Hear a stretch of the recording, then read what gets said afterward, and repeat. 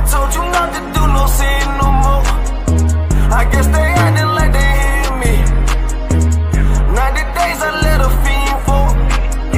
If this what you want, you best go beast mode. And she said, baby, I know you legit. Baby, I know you legit. She said, man, like you don't even exist. And I said, UPK made me like this. Bada bing, I popped the least suspect. I start all my crowns, ring and necklace. Do what the men above had taught me.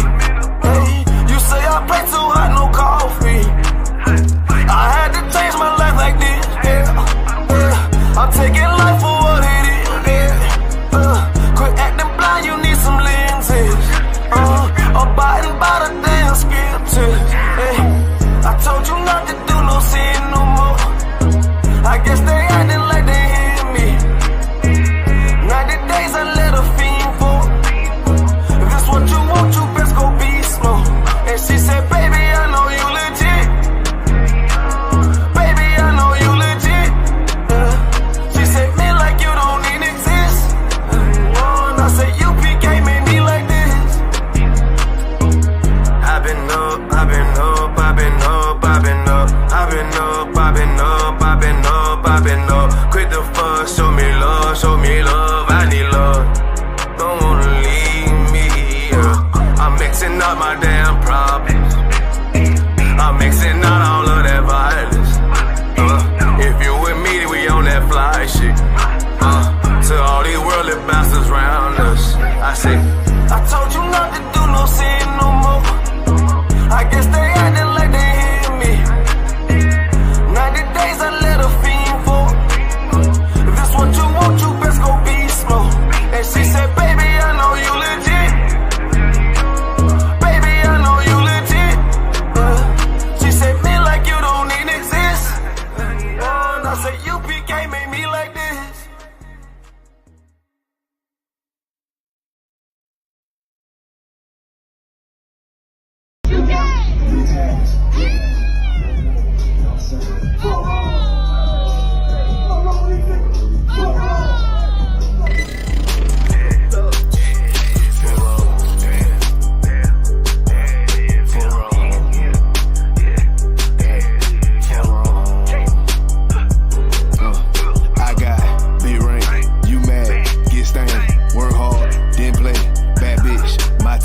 We vibe, we lay, you purple, you gay, you leak ass, love fame, I won't war, not the same, for wrong. For wrong, DP. For wrong. I try to tell these motherfuckers time and time, nigga. For wrong. Pussy ass, purple ass niggas, man. For wrong. Niggas your born ass right. Niggas better get their weight up, you little body bitch. Worry about a damn pay cut, you little body bitch. I ain't worried about none of these niggas, little body bitch. You damn scared rag, coward ass little body bitch. Had to fuck around, get my rank up, you little body bitch. And I'm pouring up, y'all young nigga, and I'ma take a sip. Yeah. All these niggas wanna down hate, but tell them zip it lip. Cause you a dumb ass, scared ass boy, little body bitch. Damn. And I ain't worried about nothing, nigga, nah, I ain't worried about shit. I got more than one, so you know, nigga, don't reminisce. I spit flavors on these damn beats, niggas better catch a pitch. Never knew a goddamn man be scared to represent. But you a whole ass, dirt ass, little damn body ass nigga. Get body with the damn scripture with your little body ass nigga. Nigga, I'm a true priest, true lion, nigga, true Zion ass nigga. And you a little boy, a little bitch ass, little body ass nigga. I got big rank, you mad, get stained, work hard, then play, bad bitch, my taste. We vibe, we lay, you purple, you gay, you leech ass, love fame, I won't war, not the same, for wrong. For wrong, yeah. For wrong, for wrong. I tell you, for wrong. You get your shit together, nigga. For wrong. Work it. I'ma do this shit till I rock it, you little body bitch. I'ma judge your ass like your pot, you little body bitch. And I'm smooth with it, y'all the zop, you little body bitch. And I switch nigga on your thought, little body bitch. And I'ma stay turning like the cars, you little body bitch. And I'm so cold like a bond, you little body bitch. And I'm a war like that bar, you little body bitch. And my aim like that a zop, you little body bitch. Need a princess part by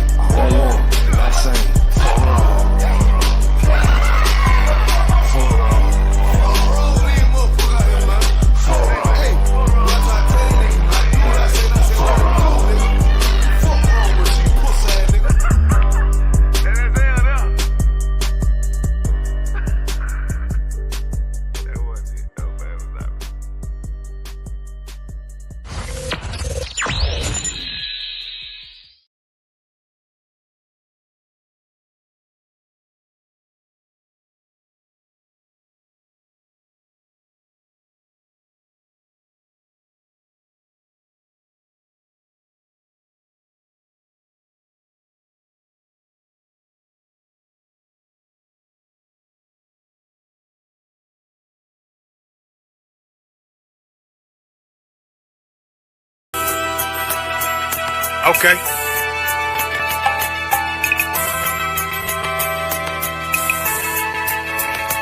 Homie, I've been... There's a king that's coming back to save our people. Now, we should be preparing ourselves for the return of our king, not stuck up in these denominations and religions that's destroying our people and destroying our nation. So when we are in this kingdom and our brother or sister is doing wickedly in this kingdom, we must tell them, look, the world is expecting you to stay docile, to stay stupid. That's what Christianity teaches our people. Teaches our people to hate one another and love the oppressor. Like, we'll never forgive one another for anything that another brother or sister do to us, but we'll forgive the oppressor in a heartbeat. There's something wrong with that, man. Imagine living your life as a whole Christian your whole life, and life's good because you're a Christian and Jesus is white and everything's going great, and there's a landslide and the earth opens up and you go downstairs and you walk through this place and you see a black Jesus, man. Why is Jesus Christ black with an afro in the catacombs, man? This predates the Renaissance period. So when you read the book of Genesis, the trees in the garden with other nations, a leaf, what does a leaf do to a tree? Cover the tree. So Adam took the covering of another nation. What's the covering of another nation? Their culture. So when the Most High saw him and said, yo, Adam, where are you, man? Why you don't mean I can't find you? You mean like who is this nigga, man? Where are you, man? I don't know you. Okay. So the Ba al Banya Yasha'ala wa Amarath al Hamma wa Aidya Yahweh. The Ba means speak. Al, when it's joined with something, so al Banya means what? Unto, right? Excellent. So al when it's joined with something means unto. Banya means children. Yasha'ala is Israel. So unto the children of Israel. Like if it's one thing a hoe gonna do, a hoe gonna hold. But you ain't. She can't hold if there's nobody to hold with. And the thing she said at the end, where she said, I went back and I lied to him and he still wouldn't do it. And then she threw up her hands and she said, well, he'll just be a brother. That's what he need. That's brothers. Right. If we have more brothers, hoes like her wouldn't have no outlet. There was a man in the land of Oz whose name was Job, and that man was perfect and upright. There you go, the man called Job. I think Job is what, like, afflicted. And that man was perfect and upright, meaning what? You can be perfect, man. Job was a man like everybody else, man. Job wasn't no angel, he didn't come from the heavens, and that man was perfect, meaning what? You can be perfect in the Bible. Being perfect is in the Bible. Had fringes on my coattail way before Jimmy. Funny how the general ain't even see a penny. Better show respect, get smoked like a chimney. Keep my name out your mouth, don't even think it. Send a real Smith at y'all, know Jada Pinkett. Both ball heads, my grain a $1.50. Lost my man to the game, that pain that stuck with me. Had to find a cheat code to the street though, cause them niggas getting foul, shoot you like a free throw. Keep spitting acid like a Mino, and the nigga be the nicest with a mean flow. Shalom. Can you hear me? Come on, sir. We're here long, clear. Most High in Christ. I'm the Captain Craft in the UK. That seems a bit of a lag. And from 1969, we've been teaching the truth according to the Bible that blacks, Hispanics, and Native Indians are the real Jews, man. You know what I mean? Big up to everybody that went to the Passover, everyone that, you know, the Passover, like, you know what I mean? When I read the Bible, that's why when I read the Bible, I see the ISUPK, man. Like, I don't see fake Israelite groups. ISUPK, the Passover was something that was possible. The Passover was something that was impossible that men made every year. The Passover was something that Joseph took his son every year to go do, man. You know what I mean? How is that speaking about you when you're in your house eating a lamb chop, man? Do you know the brothers in the ISUPK made their way to Texas? The brothers in the ISUPK that made their way to Texas, and they're not from Texas, and they couldn't fly. You know why they couldn't fly? Because ICE was after them, so they drove instead, man. The brothers out there that couldn't afford, just about could afford their flight money, so they had no check-in luggage and put everything into their carry-on luggage. These are the things that we read about in the Bible. These are the sacrifices that are made that we read about in the Bible, man. Ain't no one reading about you in your house, your one lamb chop, man. Ain't no one reading about you in your house, comfortable. No, Mary and Joseph. Everyone talks about Mary and Joseph. But Mary went to the Passover while she was heavily pregnant, man. Those are the people we read about. Those are the people that you read about in the Bible making heavy sacrifices. Who's reading about you, man? You was in your house with your family, you and your one wife, man, and your one kid keeping it comfortable. We're the people who the Bible speaks of, man, that make great sacrifices, man. That take out loans to fly, man. That take time off work to fly. that drive because they can't take planes because ICE is after them, man. Sharing hotel rooms, man. Why? Because you spend all your money on the flight, so you ain't got much money to spend for hotel or two, man. You and the brother go halves on the money, man. One man sleeps on the floor, one man sleeps on the bed. These are the sacrifices that we read of in the Bible. Listen, man, the Bible's all. When you read the Bible, you read about you, man, in the ISUPK. You don't read about these Israelites, man. Keeping it in their house, cozy and comfy, in their house with their wife and a one lamb chop now, man. You know what I mean? This we read about. Someone get me that. Someone get me the Feast of Unleavened Bread in Exodus 12 and about 38. You brothers did that sacrifice. You brothers, you always read the Bible and you read about how this brother did this and this brother did that, and you read about all the great works in the Bible. And guess what? Listen, if the Bible was written today, we'll have your names in there, man. If the Bible was written today, we'll talk about how great you were, man. The sacrifices you made. You read about Joseph taking his son and his wife on donkey back, man, on the back of a donkey, man, to go to Jerusalem, even though she was pregnant, man. That's the sacrifices you make, man. If the Bible was written today, we'll read about how you drove 12 hours because ICE was after you, and ICE was trying to deport you. You'd read about how you and a brother shared luggage, man. How you and brothers took out loans, man. How you and brothers were stranded on your way to go to America, man. You're stranded on the way to go to Passover, plane issues, flight issues, losing bag luggages, the whole nine, man. This is what we read about when we read of sacrifices in the scriptures, man. Someone get me that. Someone get me 1 second.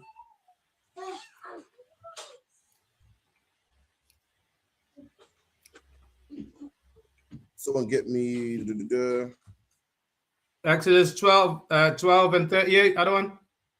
That's the one. Also, give me I think it's Luke 2 and 4. Someone get me Luke 2 and 4 first.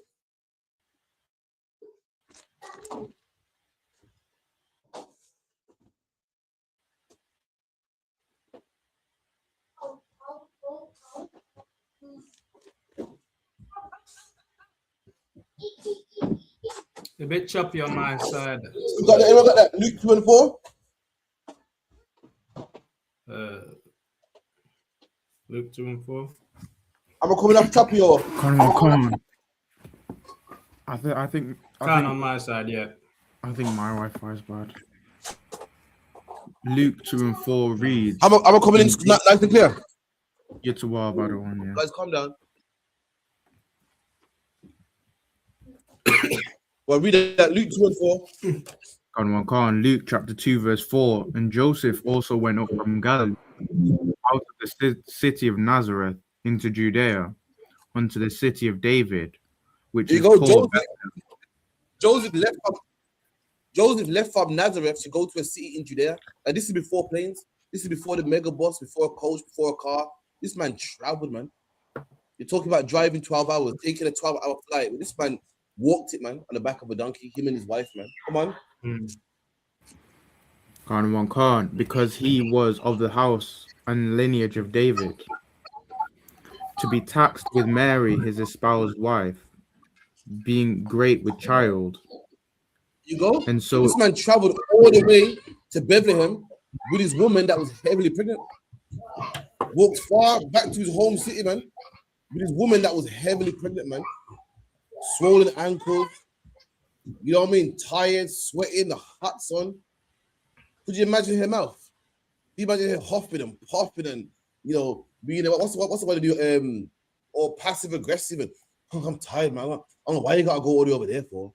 Can you imagine what he went through? Well, you know, I can only walk so fast. You have to wait. All that he went through, man. And these are the men that we read about in the Bible. And you are them same men, man. The same men that make great sacrifices, man. It's not comfortable. You're rolling with your wife. It ain't comfortable. Kids are making noise in the plane. Kids are sitting in the car for 12 hours. It ain't comfortable, man. But it has to be done. You are the people that spoke of in the Bible, man. You're the people that men will write about in the future, man. Keep it in. Yes. Khan. And so it was that while they were there, the days were accomplished that she should be delivered. And she brought forth her firstborn son and wrapped him in swaddling clothes And there you go. laid There you go. Christ was born whilst they was going to the Passover, man. On their way to the Passover, man. And it didn't stop there.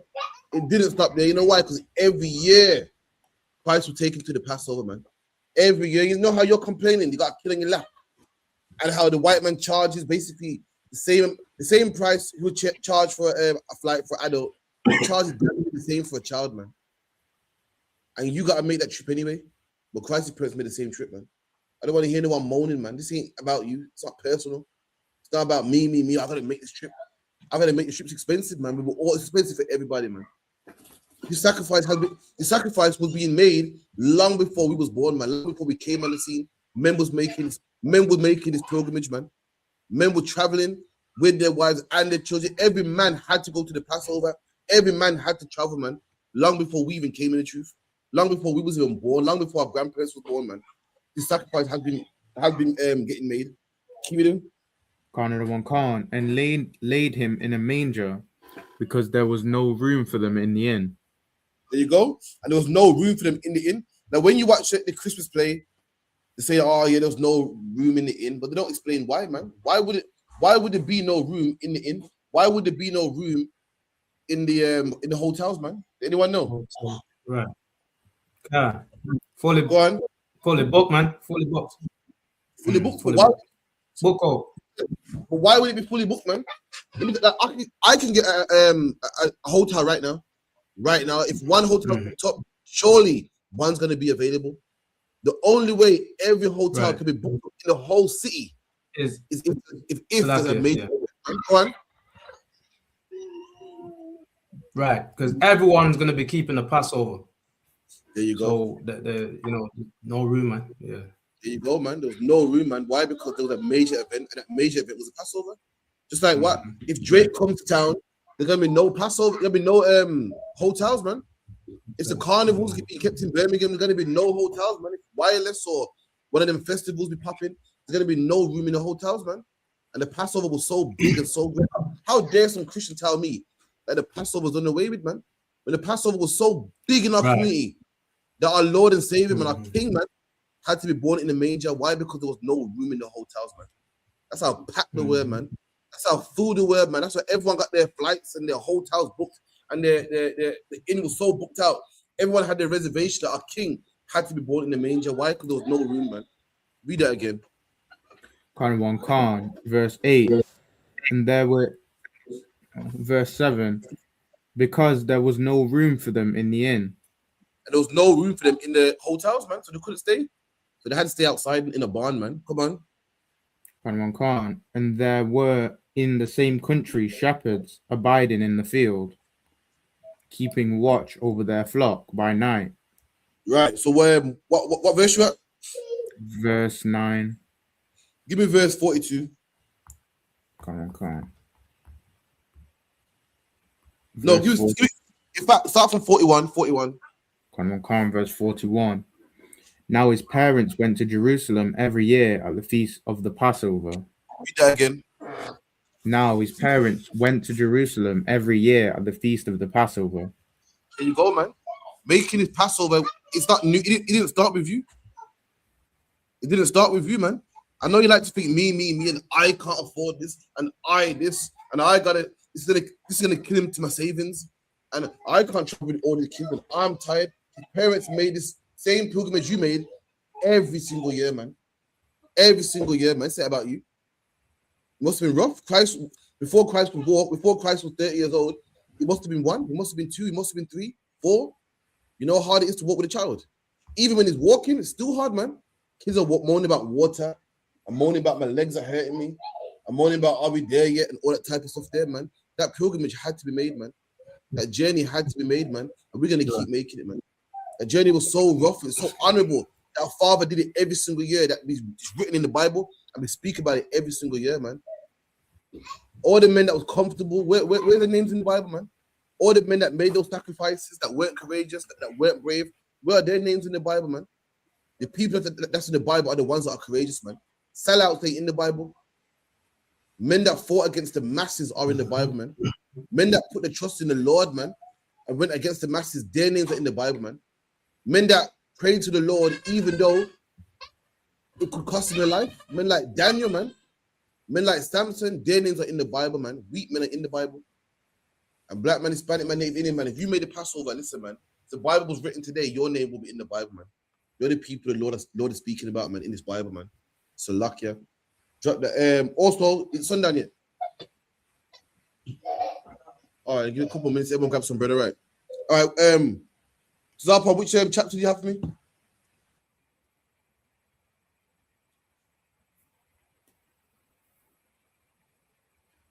Zapa, what chapter and verse did the title hold?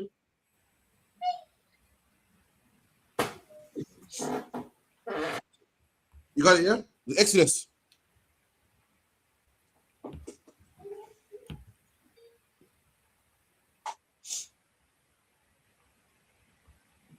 So I can hear me. Connor, I can hear you. I must be Zapa then. If you can, someone get me the scripture that I told Zapa to hold, sorry. I think it's Exodus, I believe it was. I've got can you hear me on that one? Yeah, I hear you good now. What was you holding for me? 12 and 38, Exodus. Yeah, go on, read that.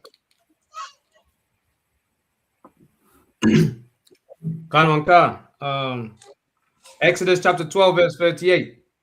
And a mixed multitude went up also with them, and the flocks and herds, even very much cattle. Okay, so the Bible said and they baked unleavened cakes of the dough which they brought forth. Okay, I think they lag. Sorry, Zapa, refresh your computer. Haban, if you could read that in the meantime. Of the dough. Exodus chapter 12,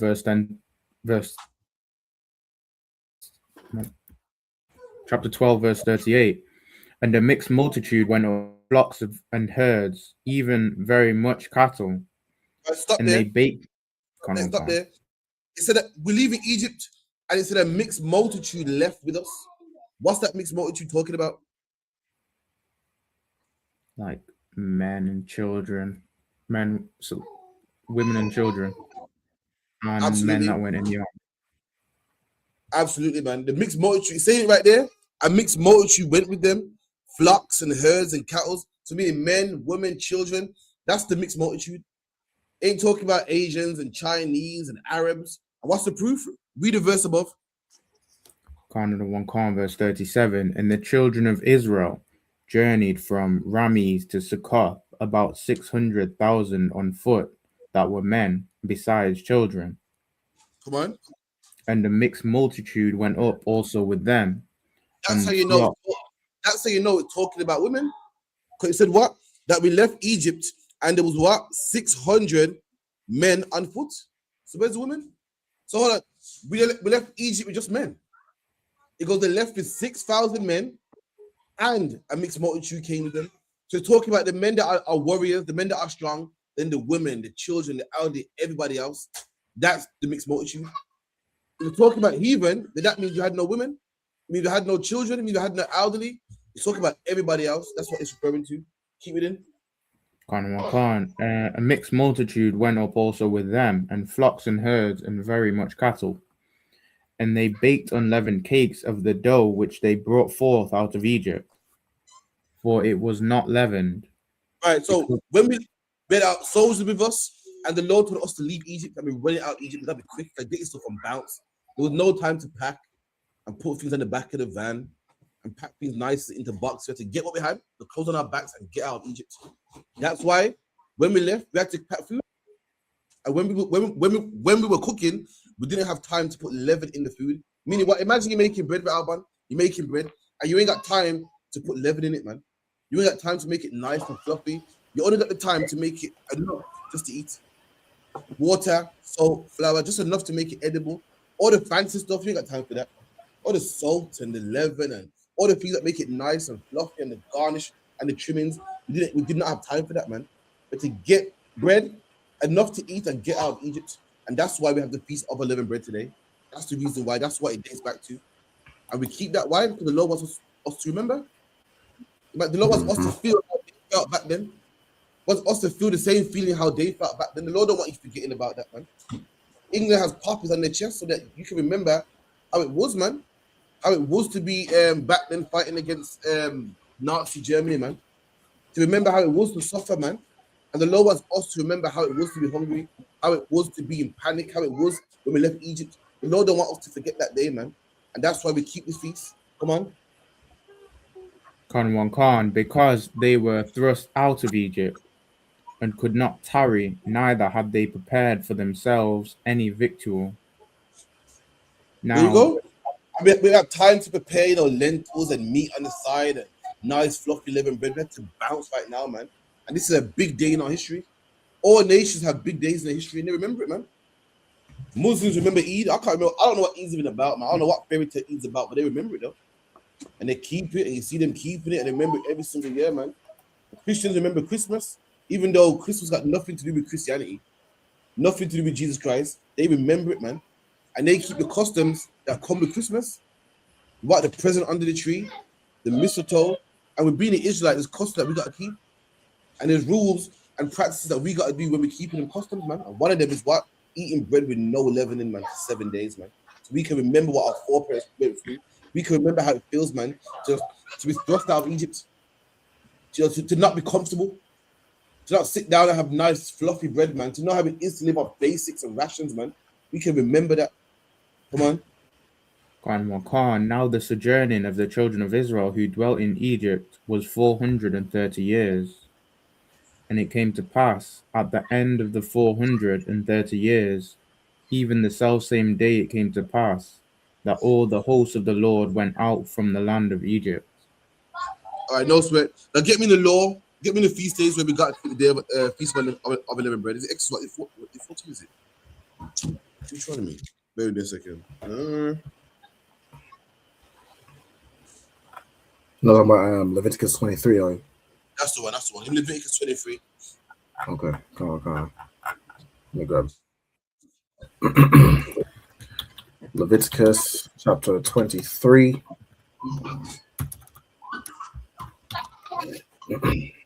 Leviticus chapter 23 and verse 4.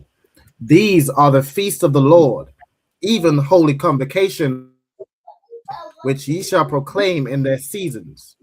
There you go. These are the feasts of the Lord. The Lord, in his whole chapter, the Lord's letting you know what feasts are his. We know what the white man's feasts are. We know what Christians' feasts are. We know what Easter. We know what Easter is. Easter is the feast of the white man, and Christianity and pagans and all types of nonsense. For once in your life, you've never heard about the feast of God, man. Why? Because no one in this earth follows God. No one in this earth follows the Most High. Everybody in this earth wants to follow the white man or the Arabs or the Chinese. But let me tell you something, black man. These what we're reading right here, the feast of the Lord, the feast that the Lord wants you to celebrate, man. And you're gonna find out it's not Christmas, it's not Easter, it's not Eid, it's not Kwanzaa, it's not any other garbage that people celebrate today, man. Come on.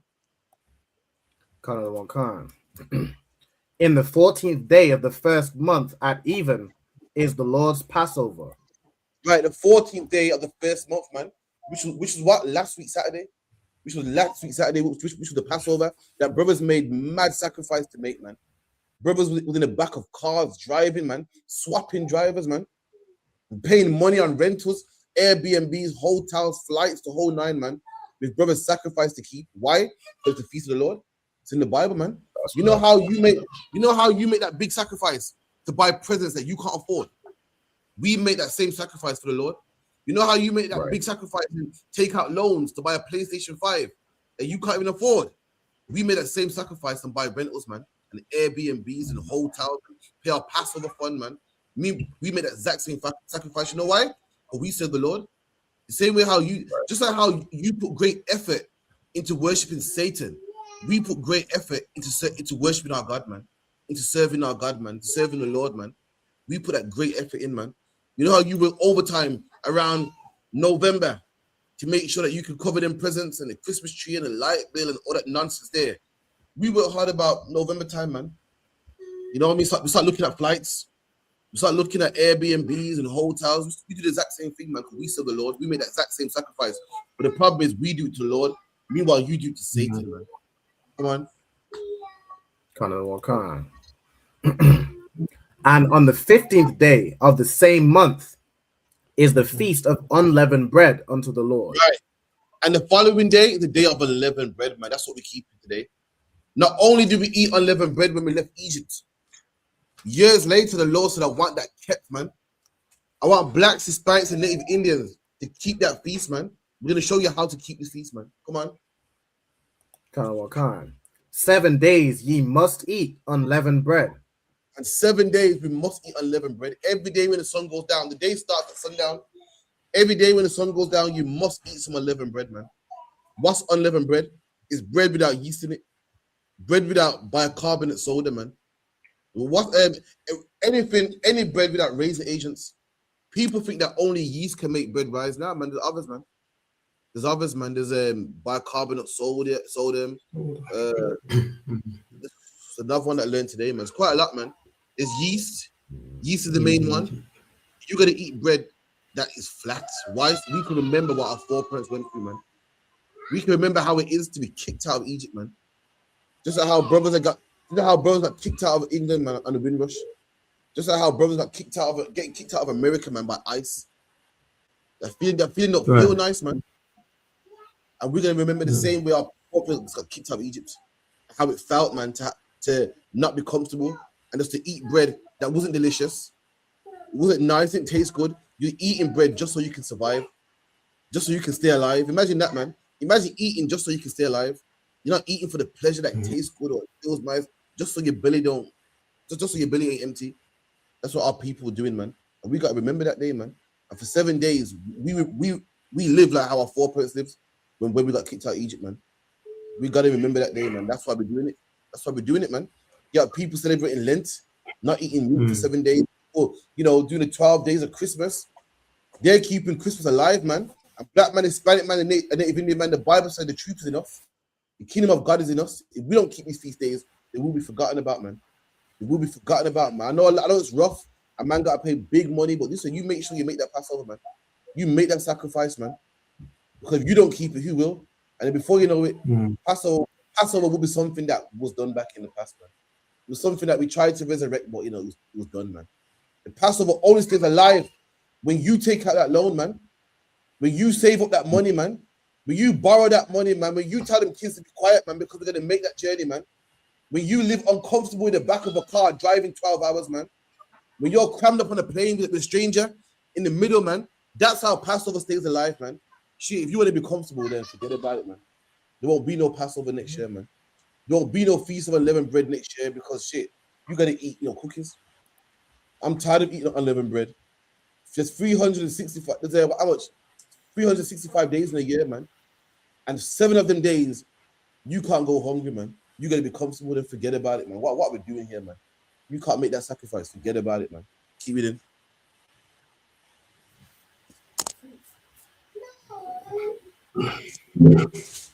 Khan. 7 days ye must eat unleavened bread. Verse 7.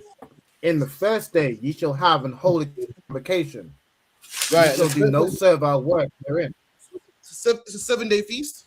The first day of the feast is a holy convocation, meaning what? A holy gathering, man. A holy gathering, meaning there's gatherings where brothers come together to play cards and play pool. And there's a gathering that you come together for the Lord, man. The first day, the gathering for the Lord, and guess what? That day was so holy, that day was so precious. It was so good that the Lord said everybody gets a day off work, man. Everyone has a day off work, man. You know how you got the day in England, we got something called bank holidays, where anyone ever heard of a day called May Day in England? So in England, we got something called May Day, and the first Monday of May is a bank holiday. Nobody goes to work, and the last Monday of May is also a bank holiday. But the Lord had something similar with the day of unleavened bread, man. With the feast of unleavened bread, the Lord wanted everybody to keep it so much that the first day, no one could work. Everyone got that day off work, man. And the last day of the 7-day feast, day off work again. This was a bank holiday back then, man. So everyone gets to enjoy it, man. No man can say, oh, man, I couldn't keep the feast with my family. I was too busy slaving. Your boss wasn't allowed to make you work on that day, man. Your boss wasn't allowed to say, listen, what time do you call this? You must come in today. I don't care what no one says. You must come in. Your boss wasn't allowed. It was illegal for any man to force you to work. because the Lord wanted you to keep this feast. That's how important it was, man. And something like that, we can't forget. We can't forget something like that. How is it people are putting practice and emphasis and effort into it? Listen, you got man putting effort into keeping Christmas alive, man. When there's no fat man in a red suit that comes down your chimney, and that you want to keep alive. There's no bunnies that lay eggs, man, and that you want to keep alive. Now, meanwhile, black man, this what we're reading about is your history, man. Your history, black men like you, man, your grandparents, man, great grandparents, man, men of the Bible went through this, man, experienced this. This is what you should be celebrating, but instead, you want to celebrate something that's not only not our culture, but it's also make believe, man. You want to keep something alive, you want to go broke over something that's make believe, man. You want to ruin families and go crazy and take out loans and pay big money over something that's big in make believe, man. Meanwhile, black man, this is what you should keep alive. This feast day, what we keep it today, is about you. This is how you got here, man. It's about your culture, man. It's where you come from. But now we want to keep a day where a man flies through a chimney and there's 7 reindeers that fly through the globe. That we want to keep alive, man. That we want to take part in that. We go to work and we spend money on strangers that we don't even know, man. We go to the Christmas party and sit down with people that we don't even like, man. There's no man on planet Earth that likes his manager, man. Your manager, everyone knows your manager's an arsehole, man. Everyone can't stand him, man. But guess what? Christmas time, you drink an eggnog with him, man. Smile and laugh in his face, man. You're willing to make them sacrifices for a manager that you can't stand, man. Meanwhile, your brothers, you can't even break bread with us on Passover, man. You can't spend a couple grand with us on Passover. You can't make the sacrifice, man. We're not worth the money you see to that one. Yeah, I ain't sitting on the cross. Yeah. I can't stand him anyway. It gets on my nerves, man. I ain't spending a grand. Sit down with them niggas. But a grand for Christmas, yeah, that's worth it, man. That's worth it, man. A grand to put towards my new car, yeah, that's worth it, man. I'll spend that, boy. See, you man ain't worth. See, I don't want. I'm gonna go pass up with a grand, man. It's a grand. The base is that something worth it. Man will part with the money. Something you can. The Bible says, "What man? Where a man's treasure is, that's where his heart is." Where a man's willing to go broke, a man goes, "Boy, I got a grand saved up and I'll put towards a car, man." That's where his heart is, man. But the man's like, "I got a grand in saving, but I don't really want to blow it on the Lord." You know, he's letting you know, man. He's letting you know. You serve the Lord if it's comfortable, but it's uncomfortable. I ain't doing it, man. I ain't really doing it. I don't want to pick on no extra shit, man. I'm tired, man.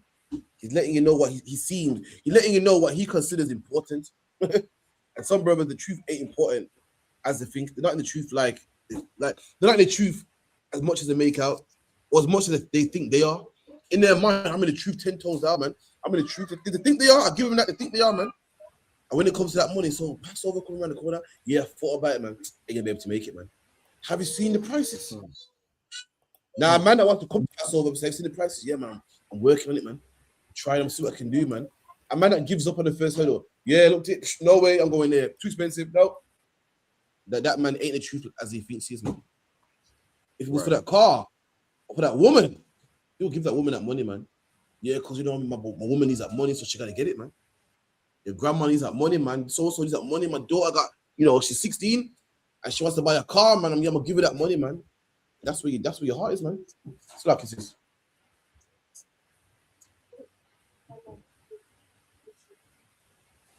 There you go. Sister goes, they want to keep Christmas alive for the presents. I'm gonna tell you why, man. They want to keep Christmas alive because everyone got the mark of the beast, man. They want to keep it alive, and Christmas is worth celebrating. Why? Everyone does it, man. People frown at me. You ask a man, why do you spend so much money on Christmas? He don't even know, but he must do it, man. It's embedded in him. Boy, Christmas is coming around the corner, and the kids gotta have toys. They gotta have toys, but they gotta have this. They got Christmas around the corner. I gotta have a big meal, man. Everyone's working, even Muslims that don't celebrate Christmas, so-called. Everyone must do it, man. And nobody got a gun to their head. There's something in the air saying that you must celebrate it. You must celebrate it. You must keep it. You must keep it.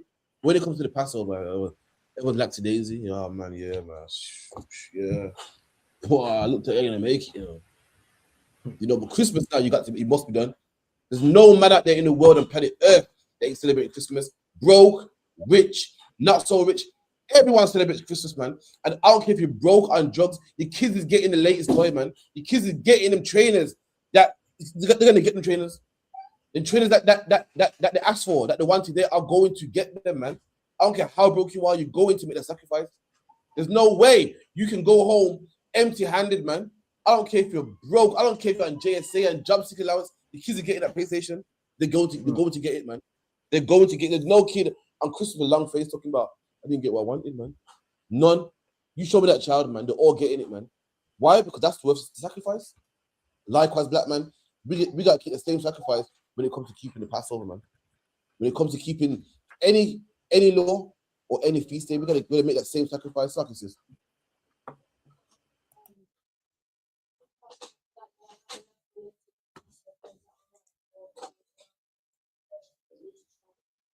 Sister asked, if you don't have no money for the Passover, do you still try? Absolutely, man.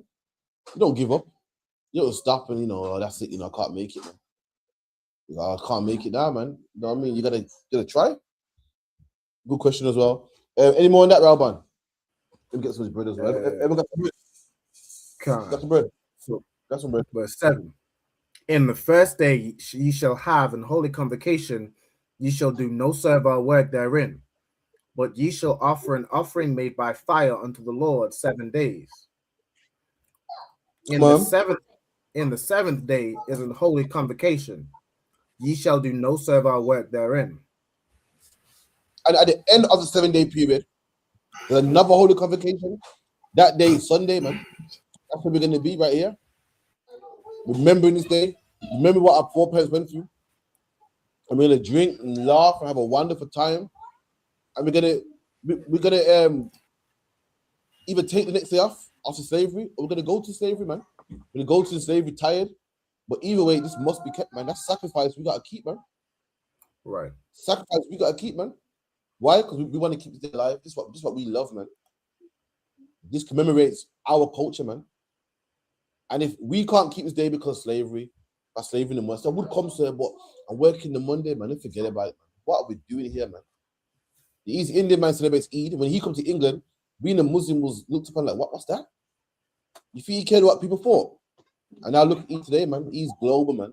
He's known all over England. It's damn near a national holiday. Give him 5 more years, man. Eid will be a national holiday. You brothers have the day off work because of Eid, even though you're not Muslim, man. And that came with what? Sacrifice, man. If we can't make the sacrifices, then what are we doing here, man? Come on, Warriors. Any more? That's it on the unleavened bread. It then goes into first fruits. No problem. Any questions?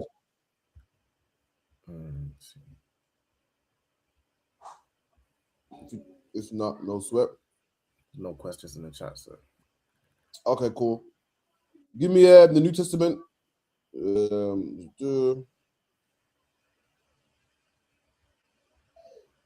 Give me 1 Corinthians 5 and 1.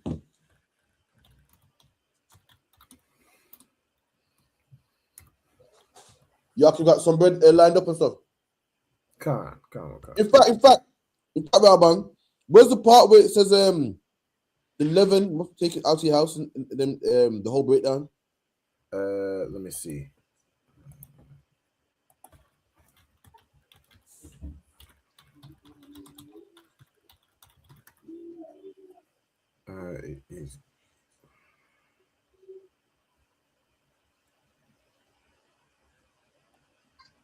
This bread is good too, man.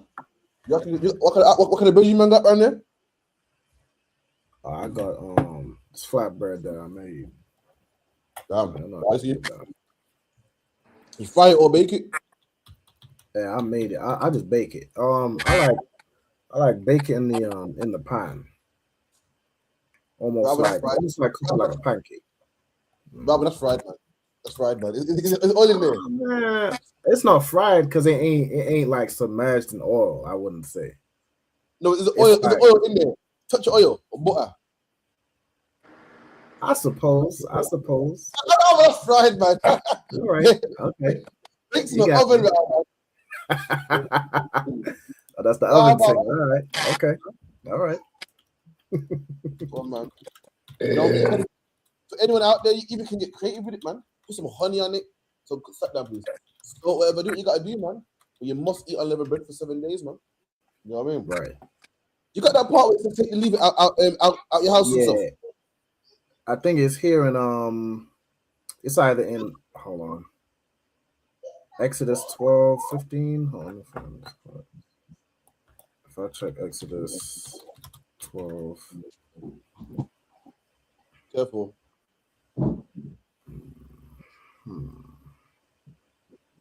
Where is it now? Yeah, 12 and 15, 12 and about 14. Come on, sir. Look at Exodus chapter 12, verse 14.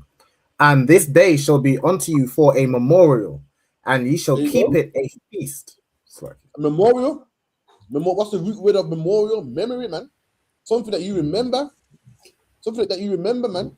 And if you don't, because you want to follow the white man's holidays or the Indian man's holidays, you'll be forgotten about. The law was, you got something in England called Remembrance Day, man. 11 o'clock on the 11th of November, man. They remember what the soldiers went through, and we remember what our soldiers went through, man. The law wants us to remember it. It wants it to be a memorial, something you do every single year, man. Come on. And ye shall keep it a feast to the Lord throughout your generations. And keep it a feast to the Lord throughout your generations, man. Meaning what? The Lord wants your children to keep this, and your children to keep this, man. And Christianity is so white supremacy, man. It's so anti-black. Christianity will have you remember Remembrance Day, have you remember reindeers and bunnies that lay eggs and so forth. But anything pro-black, he wants you to forget about, man.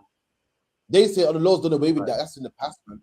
You mean tell me the Lord parted the Red Sea, got the Israelites out of slavery and bondage, and we must forget about all that? Joseph was a black man that took his kid to the Passover every single year, man. And guess what? According to Christianity, Joseph ain't Christ's father, man. So really, the black man don't get no credit for that, man. Don't that sound familiar? That sounds like white supremacy, man, where black men don't get no credit. Sounds like white supremacy where black men are nothing but deadbeats, man. Black men are nothing but criminals and we don't get no credit, man. That's Christianity, man. Where our culture, forget about that. That's in the past. Don't keep that no more. Don't remember that no more. Fathers. Don't remember none of that. Let's remember the days where bunnies lay eggs. Let's remember a man flying through the whole globe, you know. Imagine Santa Claus allegedly goes throughout the whole globe. I would say 24 hours, but he does it only at nighttime. In one night, man, they go for the whole globe and gives everybody presents, man. That's ridiculous, and we remember that. Let me tell you something, man. Christmas is only possible in places like France, England, and America, man. So ignorant that they don't have chimneys. They don't have chimneys in third world countries, man. They got chimneys in the Sahara Desert and in the rainforest. But in the white countries, they have chimneys, man. It is white supremacy, Socrates.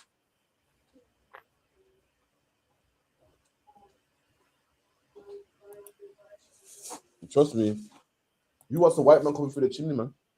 So any white man coming through the chimney, so feel sorry for him, man. That's an intruder right there, man. So luck, yeah. Keep it in. Kind of the one kind. Ye shall keep it a feast by an ordinance forever. Verse 15. There you go. Keep it as an ordinance forever. The Lord wants us to keep it forever. So like a bit nippy, man. Please, please. The Lord wants us. Listen, okay, was it raining up north today? Not that I saw. Yo, come back to Birmingham. It was hot, man. The weather was nice, and in one day, the cold came back, man. I couldn't believe it, man. But yeah, the Lord wants us to keep it as a memorial forever, man. And that's one day. You keep it alive, black man, by putting your comfort aside and keeping it, man. Come on. Kind of the one kind. Verse 15. 7 days shall ye eat unleavened bread, even the first day. There you go. 7 days, eat unleavened bread, man. So bread with no yeast or raisin agents, you cannot eat. Come on. Even the first day, ye shall put away leaven out of your houses. Right. And the Lord wanted to make sure that everybody was eating unleavened bread, that it was illegal to have leaven in your house around this time. The Lord had to, it was so important to the Lord. He made a system that we knew that everybody was keeping the feast of unleavened bread. A man was able to come in your house and go, yep, no leaven in here. Yep, no cookies in here. Yeah, but Alban's guilt-free, man. He ain't cheating, he ain't lying. He's an honorable man. Unleavened bread had to be out your house, out of your living quarters, man. You can have it in the shed, in the boot of your car, you know, in the conservatory, anywhere but not in your house, anywhere where you could access it, man. It had to be clear that if a man saw it, a man would say, oh, no, Alban ain't eating no leavened bread. Because why? Because 11 was locked away in a trunk somewhere, man. It was locked away in the basement. He eating 11. The Lord wanted it out of our houses, man, so we knew it was clear that this man weren't no traitor, man. It was clear that this man weren't no some selfish bastard, man, that all he could care about was his stomach throughout these 7 days, man. That couldn't remember his 4 parents for 7 days. He's so greedy to that one. He couldn't remember his 4 parents. He couldn't keep this memorial going, man. Because such a greedy bastard, man, and he got the cookies. God forbid he couldn't go without cookies for 7 days, man. We had a system in place that we could find niggas like him, man, and we could deal with them, man. Come on. For whosoever eateth leavened bread from the first day until the 7th day, that soul shall be cut off from Israel. And that any man that ate unleavened bread during the season, he had to go, man. He couldn't be one of us. He couldn't be one. You know how black men hate coons. You know how black men hate Jesse Peterson. We hate black men can't stand men like Chris Eubank, man. Why? Because while we're speaking we're going through rough times, you got this posh man speak like a white man. You got this posh man not going through what we went through. You can't stand him, man. But black men say he one of us. But guess what? If you didn't keep the Passover, you weren't one of us, man. We couldn't stand you neither. You was eating while we was all suffering, eating unleavened bread, and you was eating cookies and nice stuff with bread. Like, look at this sellout nigga, man. Look at this sellout, man. Look at this bounty, man. He couldn't be one of us. Just like how Eubank can't be one of us. Why? Because when we're suffering, being stopped and frisked by the police, he's living lavish. Like, look at this man, he's suffering like how we're suffering. And we felt the same way about a man eating leaven around the day of unleavened bread, man. You couldn't stand this man. This man wasn't one of us. This man was a sellout, man. Disgusting. It was horrible to be around. We couldn't have him around us, man. He had to go. That man was cut off. That man was no longer an Israelite, man. That man was a Gentile, man. Couldn't live amongst us. Since he wants to be a Gentile so much, he had to go live with them. He had to go work with them. That's how serious the Lord took this feast, man. Read that again. Another one come. For whosoever eateth leavened bread from the first day until the 7th day, that soul shall be cut off from Israel. There you go. That soul, that person will be cut off amongst us, man. You know how you cut off your child? You cut them off. Guess what? When you cut your child off, he's no longer your child, man. If you got a brother and he does sex with your woman, you go, you know what, for now on, I'm cutting you off, man. What does that mean? For now on, it's no longer your brother, man. And if we cut somebody off, from amongst the Israelites, guess what? They're no longer Israelite, man. They ain't one of us. You know why? Israelites keep the feast of unleavened bread. Since you don't want to keep it, you're no longer one of us, man. You can't be around us. You can't live around one of us. Couldn't marry one of our daughters. You're mad. Nah, man, you got to go out there and work for the heathen, man. And we were excommunicated, man. We would literally cut him off. Imagine that, man. Imagine back then being cut off and being an Israelite, man. You got to walk the streets, walk the forest, man, find another land, walk the forest and find someone else that will take you in, man. Find someone else that won't kill you on sight. Find some another nation, some nomads, man, that won't enslave you and put you in chains and make you work for free, man. That's what happened to you. Since you didn't want to be one of us, since you didn't want to suffer like one of us, you didn't want to keep our customs, it was too horrible to keep, man. Then go be with the Moabites, man. That's if they don't put you in chains.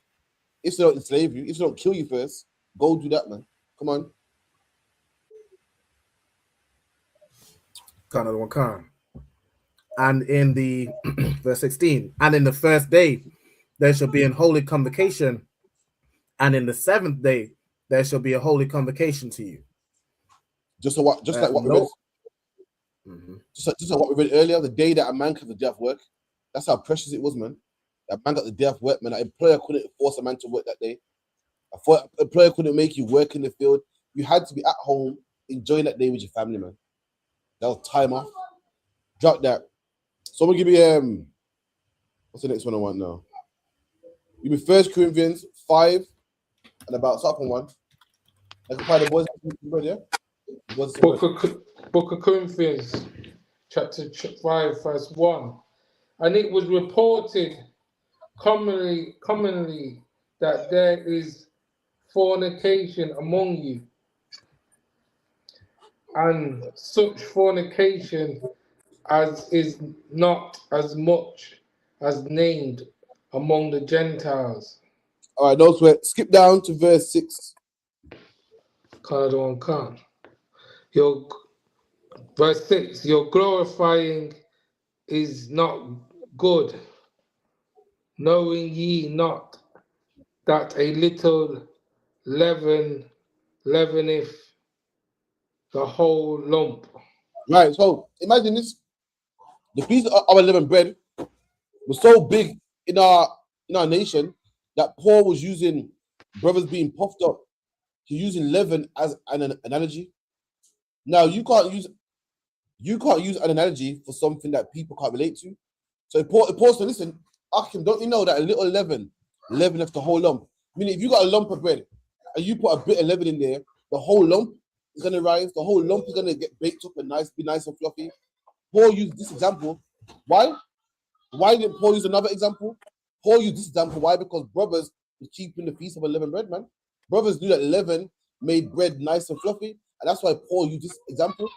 So even in the time of Paul, brothers were still keeping his feast, man. Come on. Verse 7. Purge out therefore the old leaven,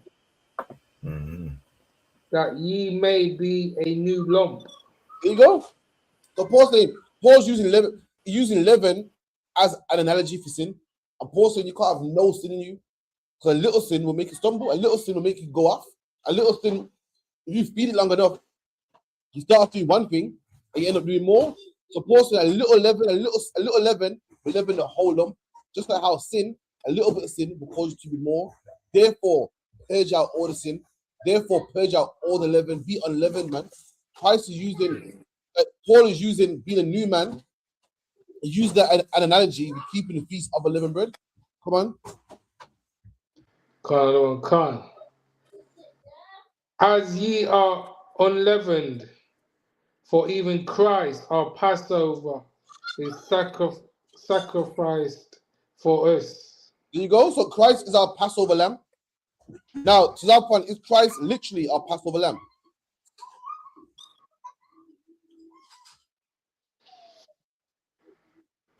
Snap the other one. Say that again.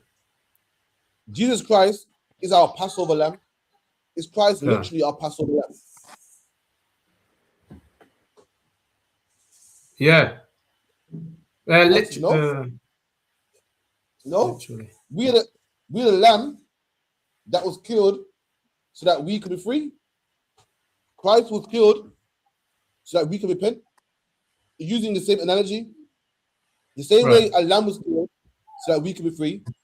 A man was killed so that we can be free. So using that, saying Christ is the Passover lamb. Why Christ died a similar way? Blood was shed so that we can have a second chance.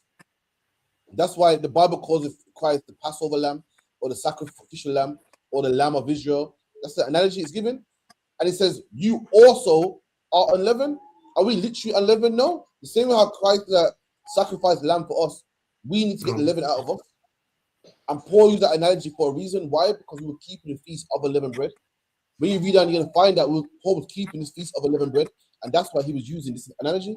Don't tell me these feast days are done away with.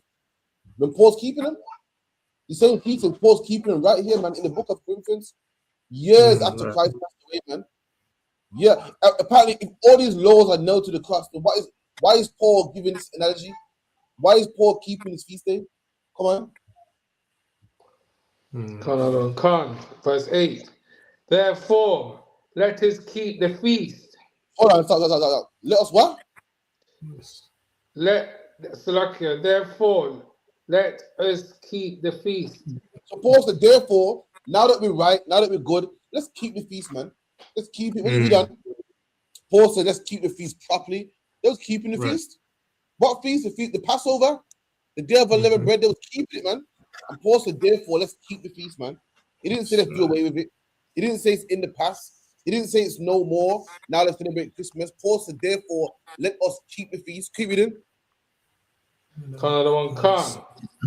Not with old leaven. Come on. Neither with the leaven of malice. There you and go. wickedness. Keep the feast, but not how we used to keep it, arguing, backbiting. Let's keep it properly, man, not with malice. Let's keep the feast properly. Come on.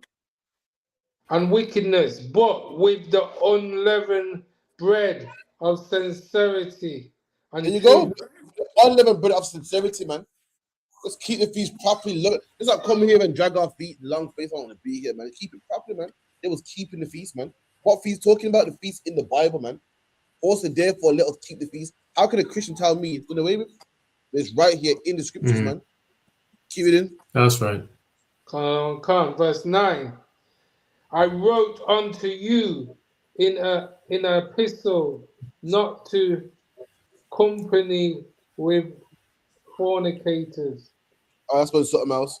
What's something else? 1 second. Let me get one more. Any questions as well? Just fire them, all right? Bear with me a second. Give me Luke 22 and 1.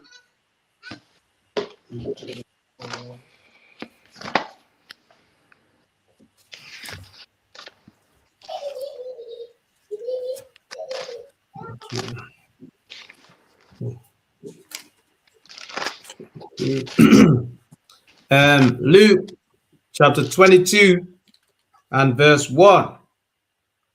Now the feast of unleavened bread drew nigh. Hold on. In the time of Christ, they was keeping the feast of unleavened bread, man. In the time of Christ, unleavened bread is the day after the Passover. Christ was keeping the feast of unleavened bread. Why is it mentioned here? And that's the problem with the Bible, man. That's the problem. Not with the Bible, sorry, with Christians that can't understand the Bible. Every book you read has context, man.